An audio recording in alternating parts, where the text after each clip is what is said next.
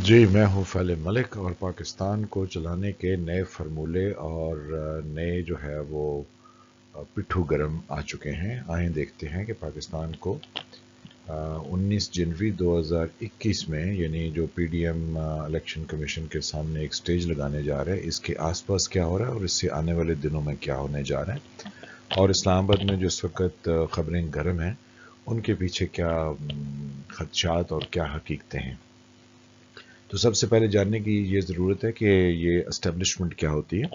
थोड़ी तफसील जो है वो चीज़ों की जानेंगे तो हमें समझ आएगा कि हमारे साथ जो है वो पिछले जो 1 डेढ़ महीने से यहाँ पर कठपुतली खेल हो रहा है और जो आने वाले दिनों में होना है वो किस तरीके से अंजाम पा रहा है। तो एस्टेब्लिशमेंट से मुराद वो इदारे हैं जो कि मुल्क के निज़ाम को चलाते हैं। तो सबसे पहले एस्टेब्लिशमेंट की क्या होती है, इनकी एजेंसीज होती हैं। एजेंसीज से मुराद क्या है कि ऐसे इदारे जो कि खुफिया मालूमात का काम करते हैं। जैसे पाकिस्तान की आईएसआई है, इंडिया की रहा है, सीआईए अमेरिका की है और MI6 जो है वो ब्रिटेन की है। तो ये एजेंसियाँ हैं जो कि मुख्तलिफ चीज़ों के बारे में रिपोर्ट्स देती हैं और आगे काम करती हैं। फिर एस्टेब्लिशमेंट के साथ जो है ये इदारे भी शामिल होते हैं जहाँ से लोग इंसाफ लेते हैं, समझते हैं कि ये इंसाफ के इदारे हैं, लेकिन ये बेसिकली एस्टेब्लिशमेंट के होते हैं और इनका काम ये होता है कि मुल्क के अंदर एक ख़ास निज़ाम को बरकरार रखा जाए। अब पाकिस्तान में ये एस्टेब्लिशमेंट जो है वो, और दुनिया में जो दूसरे थर्ड वर्ल्ड कंट्रीज़ हैं उनमें जो पॉलिटिकल गवर्नमेंट्स होती हैं वो एस्टेब्लिशमेंट के सामने एक कठपुतली की तरह होती हैं। कोई बड़े होते हैं, कोई छोटे होते हैं, लेकिन सब उन्हें नज़र एक तरह के ही आ रहे होते हैं। तो इन सब को एस्टेब्लिशमेंट की जो एजेंसियां होती हैं या एस्टेब्लिशमेंट जो होती हैं वो कैसे चलाती हैं, वो इनको अपने इशारों पर चलाती हैं। रीज़न भी है कि इनके अवाम जो है वो पढ़े लिखे नहीं होते हैं। पॉलिटिकल पार्टीज़ की कहीं पर जो है वो यानी वो डेवलप पॉलिटिकल पार्टीज़ नहीं होती हैं, बल्कि वो शख्सी जमातें होती हैं और लोग कुछ अफराद की वजह से वहाँ पर ग्रोहबंदी में होते हैं। तो इनकी कोई नज़रियात, इनकी कोई कमिटमेंट नहीं होती है। तो एजेंसीज जो हैं वो इनको कठपुतली की तरह चलाती हैं। तो आए देखते हैं कि पाकिस्तान में जो है वो अब आने वाले दिनों में क्या होने जा रहा है। अब हम ये देखते हैं कि जो पॉलिटिकल गवर्नमेंट्स होती हैं वो बनाती हैं, कहती हैं जी रूल्स होते हैं, यहाँ पर जो है वो हमें इस स्टैंडर्ड पर काम करना है। लेकिन ये जितनी चरखियाँ हैं जिनके ऊपर ये टीथ व्हील जो बने हुए हैं, ये इनको घुमाने वाली जो है वो एजेंसियाँ होती हैं जो इनको अपनी मर्ज़ी से और अपने तरीके से घुमाती हैं उन कंट्रीज़ में जहाँ पर सिस्टम्स डेवलप नहीं होते हैं, और जहाँ पर डेवलप होते हैं वहाँ ये चरखियाँ खुद ब खुद जो है वो चलती हैं। तो अब पाकिस्तान में हम देखते हैं कि बहुत सारे पीछे हाथ हैं जो कि स्याह रात में कठपुतलियों को चलाया जा रहा है और कठपुतलियाँ चल रही हैं। अब कैसे चल रही हैं, किस तरह चल रही हैं, तो इसको ये वो साहब हैं जो कि 14 साल जो है वो इन्होंने जेल काटी, और जब इन्होंने अपनी जवानी का बहुत सारा ज़माना जेल में गुजार दिया तो इनको अंदाज़ा हो गया कि लाइफ में क्या पॉसिबल है और क्या पॉसिबल नहीं है। तो जब ये 2008 में इक़्तिदार में आए तो इन्होंने जो है वो कुछ कंप्रोमाइज़ किए या कुछ इन्होंने अंडरस्टैंडिंग डेवलप की, और वो किससे डेवलप की, वो इन्होंने एस्टेब्लिशमेंट से डेवलप की। अब एस्टेब्लिशमेंट के साथ इन्होंने ये किया कि मुल्क के जो हालात हैं और जो सूरत हाल आ रही है और जो एट प्रेजेंट चल रही है उसमें ये बखूबी जाना जा सकता है कि पाकिस्तान के हालात जो हैं बहुत मखदूश हैं। इसको चलाने के लिए कुछ ना कुछ तो साजबाज करने की ज़रूरत थी। अब ये साजबाज जो है वो उन्होंने कैसे की। सबसे पहले एस्टेब्लिशमेंट ने इनको जो है वो 2008 में यानी नवाज शरीफ साहब को जरदारी के अगेंस्ट प्लांट किया, और वो मेमो गेट और इस तरह की तमाम चीज़ें याद होंगी जब नवाज शरीफ साहब काला कोट पहन के अदालत चले गए। तो फिर उसके बाद 2013 में नवाज शरीफ को जो है वो हुकूमत दे दी गई।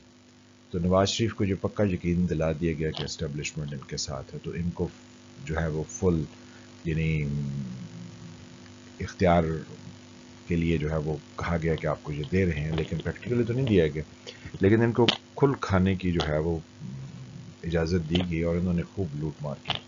तो जब ये अच्छी तरह, जैसे वो पंजाबी में कहते हैं कि जब ये काणे हो गए, तो फिर इनके ऊपर जो है वो केसेस बना के तो इनको फारिग करके बाहर भेज दिया, जिस पर उन्होंने कहा मुझे क्यों निकाला। फिर साथ में अब जब नवाज शरीफ को निकाला तो फिर जरदारी को तो नहीं ला सकते थे, तो नवाज शरीफ का तोड़ जो है वो इन्होंने सोचा कि कहाँ से लिया जाए, तो वो इन्होंने तोड़ जो है वो ये दूसरी तरफ से लिया, इसको सामने लेकर आए और इसको भी उसी तरह से फ्यूल किया। اس کی پارٹی کو جو ہے وہ فنڈنگ کچھ تو انہوں نے خود حاصل کی اور کچھ جو ہے وہ ان کے مہربان باہر تھے تو انہوں نے ان کو کر دی. اب جب یہ کر دی تو یہ بھی جو ہے وہ ایک طرح کے ان کا بھی ریکارڈ رکھ لیا گیا. تو اب یہ بھی جو ہے وہ کانے ہو چکے ہیں جس کا کیس جو ہے وہ آج 19 جنوری 2021 کو پی ڈی ایم جو الیکشن کمیشن کے سامنے احتجاج میں ہے کہ جی ان کا آپ کیس کا فیصلہ کیوں نہیں کرتے.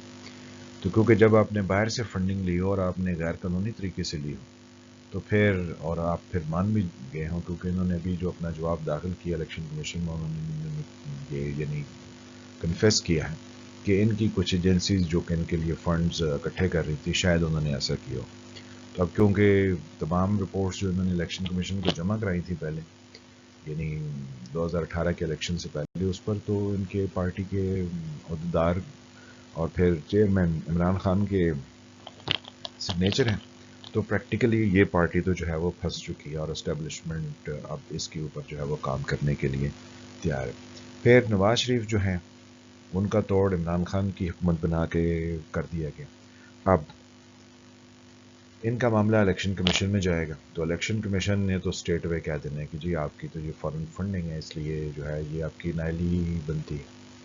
تو ان کے ممبرز تو نائل ہوں گے اور ساتھ میں ان کی پولیٹیکل پارٹی جو ہے اس پر بھی اسلام آباد میں یہ خبریں گرم ہیں کہ پولیٹیکل پارٹی بھی بین ہوگی. تو اس کی تفصیل میں آگے چل کے آپ کو بتاتا ہوں. ساتھ میں آگے نواز شریف تو ان کا بھی یہ کیس ہے کہ انہوں نے بھی فنڈنگ لی ہوئی ہے. انہوں نے ایک تو پہلے سپریم کورٹ نے فیصلہ دے دیا تھا اصغر خان کیس میں کہ جس میں یہ ہوا تھا کہ آئی جے بنی تھی اور نواز شریف نے پیسے لیے تھے تو یہ تو ثابت ہے.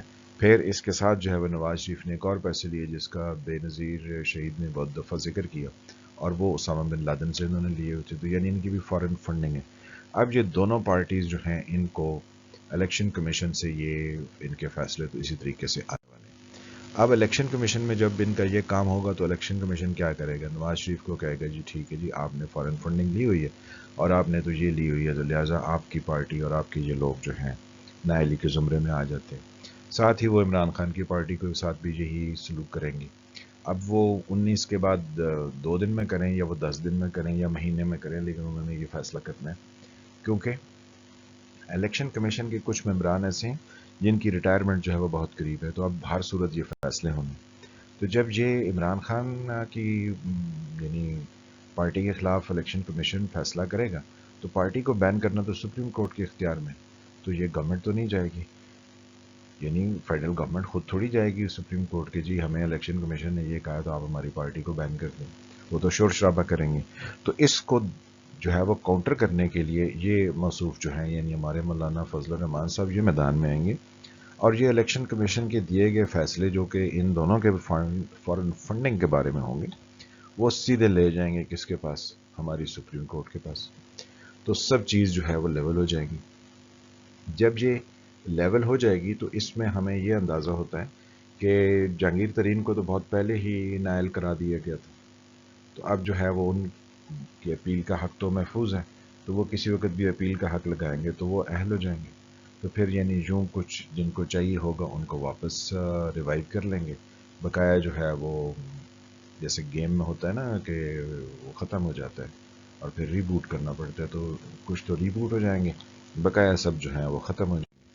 پھر ہمیں ہر طرف کراس نظر آئے گا یعنی کیا ہو جائے گا the end of the system. Political system کو کہا جائے گا کہ جی یہ نہیں چل سکا کیونکہ دیکھیں 2 پارٹیز ہی نائل ہو گئی تو اب کیا کریں. اور پھر کیا ہوگا پھر یہ ہوگا میرے پیارے عزیز ہم وطنوں جو کہ ہم کئی دفعہ سن چکے ہیں اور پھر یہ لکھا ہوا ہوگا یا بولا جائے گا کہ ملک کے وسیع تر مفاد میں ہم ایک آخری حربے کے طور پر آئے. تو اس کو انگریزی میں بھی کہتے تھے نا کہ in the larger interest of the country we have stepped in as a last resort. تو پھر پاکستانیوں آپ کیا دیکھیں گے اور کیا سنیں گے پھر آپ جو ہے وہ یہ دیکھیں گے اور اس کے ساتھ جو ہے وہ یہ سنیں گے. تو آپ قومی ترانہ یاد کیجئے. تو ہم کسی اگلے موضوع کے ساتھ آپ سے ملتے ہیں. تب تک کے لیے خدا حافظ.